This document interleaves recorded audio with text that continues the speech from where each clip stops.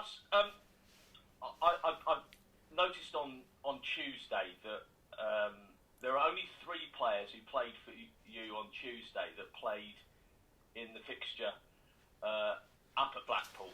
So that's how different the team was. And that's obvious with the ins and outs during the January transfer window. How has that changed things? I know you won't make excuses, but you're almost starting the season again in January, aren't you? And integrating people into the team and starting again to a certain extent. How difficult has that been? Yeah, I think it's been really tough. It's been a season of change, really, hasn't it? So it's been a season of adjustment, a season of change. I think one of those 3 that played at the reverse fixture was Andrew Fisher, who was actually making his league debut at that time as well. So it tells you, it's a team really in its infancy. And I know we had some time last season that was firefighting and trying to do it whilst trying to start the process in terms of the identity and what we believe in and what we're trying to build.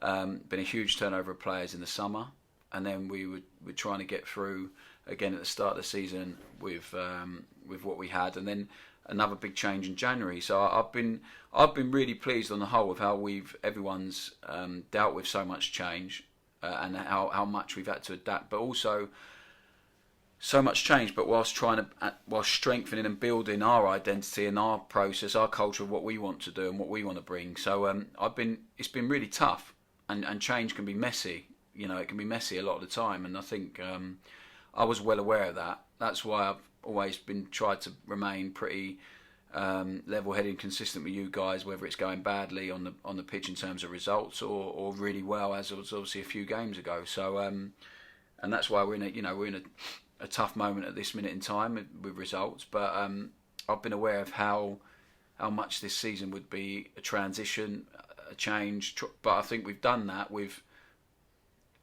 better than I thought we would in terms of building something and really getting the players to believe in what we're doing and to see them carry it out with so much conviction on so many occasions has been outstanding. So that's what gives me so much optimism and positivity for the future, and that's what also keeps me realistic and not getting too down in the dumps when we play pretty well on Tuesday but get beat. But it was a much more of an MK Dons performance than it had been in the previous few games. Was there ever a period when things were going very well? Wins against Hull and Rochdale, and it's a great period where you thought, I've cracked it. No chance. I think what I struggle to remember sometimes as well is that I'm very, very new into this job, and I want us to be perfect really quickly. But that's you're always striving for a perfect performance and a perfect week of preparation. It very rarely happens because so much is thrown at you, and you have to encounter different and face different challenges throughout the week, the same as you do on a Saturday in terms of performance. But no, I don't. I'm pretty convinced that. Not at any point in this role would I think I've cracked it, because there is so many different challenges all the time. I'm really new to the job still in terms of a manager. My age, not finished playing too long ago, experience of taking the team. So no, I've got a lot to learn. The team have got a lot to learn, and hopefully we'll do that together, and we'll keep progressing and keep improving. But yeah, I'm pretty convinced. Even the top guys, I'm convinced they won't think they've cracked it yet either. What about the players? During you called it a difficult moment at the moment. It is. There's no getting away from it. It's one of those points of the season where things aren't quite going right. Do they rally? Do they keep the positivity, or do you have to get in there and G them up? Or is it appears to me that there are a number of leaders within your group. Sometimes teams have maybe 1 or 2 leaders, but there seems to be a number of leaders within your group. There are, yeah. Obviously, we have the experienced guys that are definitely leaders and make it easier for us to keep banging the drum about keep trying to improve what we're doing and building. But I think some of the leaders that are emerging are really young players that are playing some of them playing their first full season, some of them not experienced at this level before. And I look at those guys, and that's why I keep saying, for this next season, those players are going to be the experience they're having this season and a bit of suffering we're having at the moment, and we have done at different occasions. Also, how it feels to win a lot, playing this way. They've experienced it all, really. So they're going to be in incredible place for next season, for the learning they've had this year, and they will feel more and more confident with their role in the group, their performance on the pitch, and they will become leaders because they're all different personalities. They're all, they're not all the same, and they lead in different ways, but they are emerging as real leaders by example, and also some of them are finding their voice, and that's going to be really important for us moving forward. What about injuries? Any issues for Tuesday?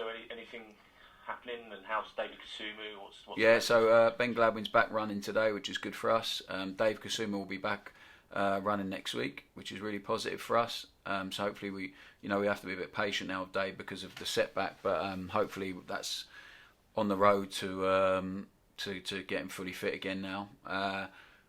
Who else have we got? Obviously, Kieran is a bit of a longer term one, but he's going nicely, progressing nicely. Charlie Brown took a whack on Tuesday night when he come on, so we have to monitor that one, but he hopefully will be okay.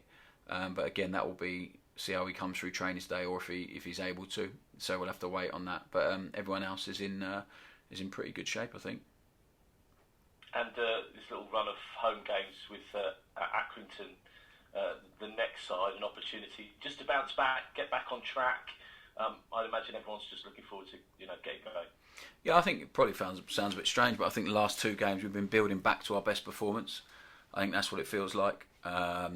Despite the results, the guys have shown some fantastic actions on the pitch.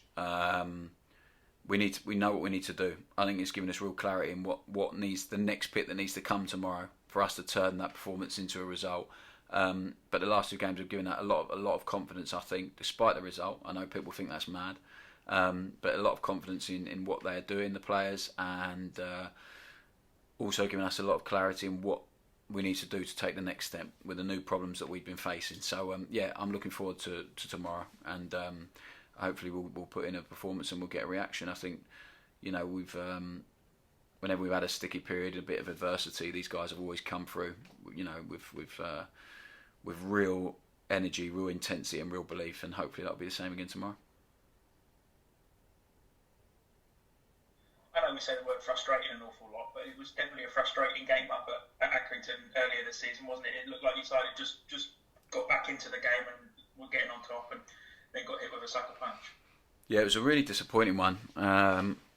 A really disappointing game that was. It was frustrating. I think we started slowly and then really got into the game, and we were the team on top when they went and scored. It was a frustrating one. We've had too many of those really, where we've been frustrated. We come away thinking, and I think when you get beat by a team that you feel has deserved it or been better on the night, you give credit to them and you walk away and you have to go away and lick your wounds and fix what went wrong. But there's games like that where you feel you didn't really deserve to lose, and that was probably one of them. So it was a frustration. But Accrington, I think they've shown, that year on year they stick to what they do. They really improve. They've been really, despite their result on Tuesday, they've been really performing really well. They've obviously had a lot of games in hand. They've had to catch up, and that might be catching up on them a little bit. But let's get it right. This was a team that if they'd won their games in hand would have been top of the league not so long ago. So they are a real threat. They carry a real threat. They've got a lot of energy, good mix of experience, and obviously a manager who's, in terms of experience, at the other end of the scale from me, who's had a lot of games and a lot of games with one club, a lot of time with a group of players and to evolve it. And so they're really good at what they do. But it's as always, it will be about us, how we can try and impose ourselves on the game and make sure we get a win and get back on track. And something on a personal level for you, Manager of the Month nomination, although you didn't win the award, it must be nice to be at least in the running for those sorts of things. I guess so. Yeah, I to be honest, when Ant told me, it's not really about that. It's the Manager of the Month thing is a Team of the Month thing, really, isn't it? It's what it is. I think the two guys who were nominated with me deserved it more than me, and one of them won it. So I'm pleased he did. They've been on great form, and he's a person I've got a lot of respect and time for, Darren Ferguson. So I was allowed to say he won it. Yeah, Oh, there you go. Yeah, okay. So yeah, no, yes, it means the team done well. That's all it meant. I've got no real, if we'd have won it, brilliant. It means the team and the support staff here and everyone been incredible. But yeah, the guy who won it deserved it, and no problem.